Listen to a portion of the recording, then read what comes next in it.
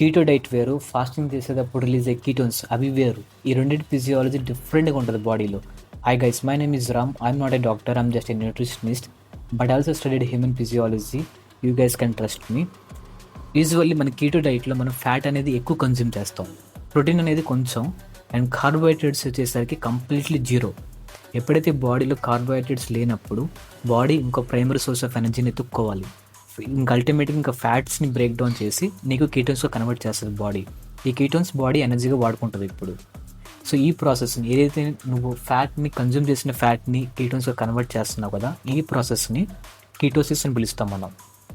In other hand ఫాస్టింగ్లో release అయ్యే ketones వాటి physiology ఎలా ఉంటుందండి, నువ్వు ఫుడ్ ఏం తినకపోయినా కూడా, నువ్వు ఫుడ్ అనేది ఏం కన్జ్యూమ్ చేయకపోయినా కూడా, ఇప్పుడు దాకా నువ్వు స్టోర్ చేసుకునే ఫ్యాట్స్ ఉంటాయి కదా, ట్రైగ్లిసరైడ్స్, బాడీలో ఫ్యాట్స్ అనేవి ట్రైగ్లిసరైడ్స్గా స్టోర్ అవుతాయి. ఇప్పుడు ఇదే ట్రైగ్లిసరైడ్స్ బయటకు వచ్చి ఫ్రీ ఫ్యాటీ యాసిడ్స్గా కన్వర్ట్ అయ్యి కీటోన్స్గా కన్వర్ట్ అవుతుంది మళ్ళీ. ఇప్పుడు బాడీ కీటోన్స్ యూటిలైజ్ చేసుకుని ఎనర్జీని వాడుకుంటుంది బాడీ. సో ఈ ప్రాసెస్ ఏదైతే ట్రైగ్లిసరైడ్స్ నుంచి కీటోన్స్గా కన్వర్ట్ అవుతుంది కదా, ఈ ప్రాసెస్ని మనం లైపోలిసిస్ అని పిలుస్తాం మనం. ఇదే కీటోన్స్ మళ్ళీ బాడీ యూటిలైజ్ చేసుకుని ఎనర్జీగా వాడుకుంటుందంటే ఈ ప్రాసెస్ని కీటోజెనిసిస్ అని పిలుస్తాం మనం.